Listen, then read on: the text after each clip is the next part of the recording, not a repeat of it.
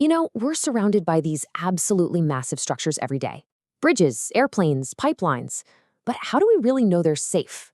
The biggest challenge isn't what you can see on the surface. It's finding a tiny, dangerous flaw buried deep inside solid steel without, cutting the whole thing open to find it. I mean, think about it. How would you do that? Imagine you're trying to find a tiny crack right in the middle of a thick metal beam. You can't see it, you can't feel it, but you know that if it's there, the consequences could be, well, catastrophic. And that's really the bottom line, isn't it? This isn't just some abstract engineering puzzle. Finding these invisible flaws is absolutely fundamental to our safety. It's literally what keeps planes in the sky and buildings standing strong. So how on earth is it done? Well, the answer is pretty ingenious.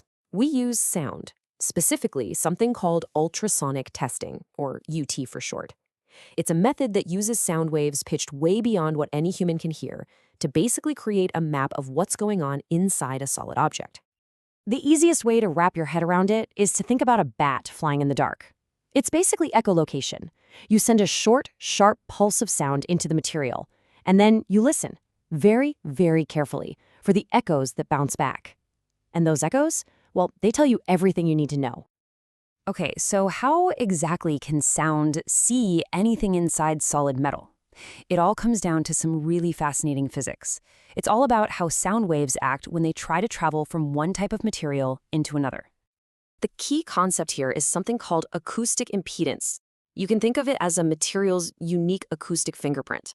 It's basically a measure of how much a material resists sound trying to pass through it. So steel has one value, water has another, and air has a completely different one. And right here, this is where the magic happens. Whenever a sound wave traveling along hits a boundary between two materials with different acoustic impedances, some of that sound energy has nowhere to go but back. It creates an echo. So a hidden crack inside a piece of steel, to a sound wave, that's not just a crack. It's a massive boundary between steel and air, a huge change in acoustic impedance. And to give you an idea of how powerful this is, get this. When a sound wave moving through water suddenly hits steel, a staggering 88% of that sound energy bounces right back. That's not just a little echo. That's a massive, screaming signal that says, hey, something changed right here. And it's that exact principle that lets us find a tiny, air-filled crack inside a huge block of steel. The difference is so big, the echo is just unmistakable. And what's really cool is we can even control how that sound travels. We can use what's called a longitudinal wave, which is like pushing a slinky. The energy just goes straight ahead. But we can also use transverse waves, which are more like shaking a rope up and down. Using that angle beam technique is absolutely critical for checking tricky spots, like the welds that are holding a whole structure together. All right, so the physics makes sense, but what does an inspector actually use to do one of these tests? Let's take a look inside their toolkit. A basic system really has four key parts. You've got the instrument itself, that's the electronic brain of the operation. You've got the transducer, which acts as the mouth and the ears. There's the display, which is the screen where we can actually visualize the sound. And then there's this crucial, often overlooked part, the couplant. Now, this little guy, the transducer, is really the heart of the whole system. Inside, there's a special crystal, a piezoelectric crystal. When you zap it with an electrical pulse, it physically vibrates, and that creates the sound wave. But it also works in reverse. When a returning echo hits it, that vibration creates a brand new electrical signal. It's a perfect two-way street, turning electricity into sound and sound back into electricity. Okay, so remember how an air-filled crack creates a huge echo? Well, that same exact principle means we absolutely cannot have any air between our transducer and the part we're trying to test. Even a microscopic air gap will reflect pretty much all the sound before it even gets started. So inspectors use a special gel or liquid called a couplant. It bridges that tiny gap and makes a perfect air-free connection. Without it, the test is just impossible.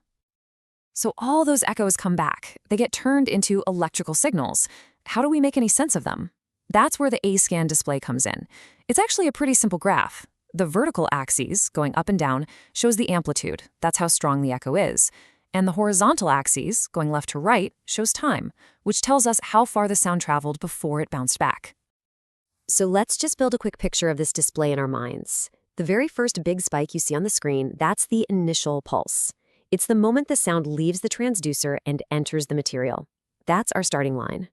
Then, the sound travels all the way through the part, hits the other side, the back wall, and bounces back. That creates a second large peak on the far side of the screen. We call that the back wall echo.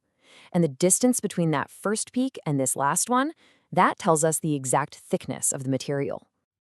So, we have our start signal and we have our end signal. Pretty simple, right? But what if a new unexpected peak shows up somewhere in the middle?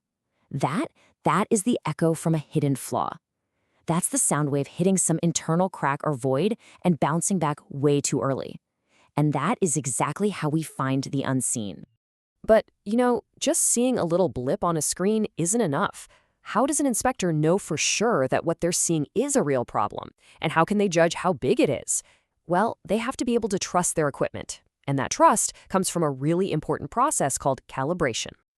You can't just take this gear out of the box and start testing a critical part on a bridge. No way. First, you have to prove that your system works on a known quantity. And that's done using what's called a reference block. It's basically a chunk of the exact same material you're about to test, but it has these perfectly manufactured known flaws already inside it, like tiny, precisely drilled holes. The whole process is actually pretty straightforward. An inspector puts the transducer on that reference block and finds the echo from that tiny known hole. Then, they adjust the instrument settings until that specific echo reaches a set height on the screen, let's say 80% of the screen's height. Boom, the system is now calibrated. Now, if they're testing the actual part and see an echo that also reaches that 80% height, they can be confident it's from a flaw of a similar size. So when you put all of these pieces together, the physics, the equipment, the careful procedures, what you end up with is a technology that has an absolutely profound impact on the safety and reliability of our entire modern world. And I want to be clear, this isn't some niche laboratory technique. Ultrasonic testing is used everywhere. It's inspecting the welds on pipelines and in power plants. It's checking for tiny fatigue cracks in aircraft parts. It really is a silent guardian, working completely behind the scenes to make sure the world we all rely on every single day stays in one piece. This quote from the American Society for Non-Destructive Testing just says it all perfectly.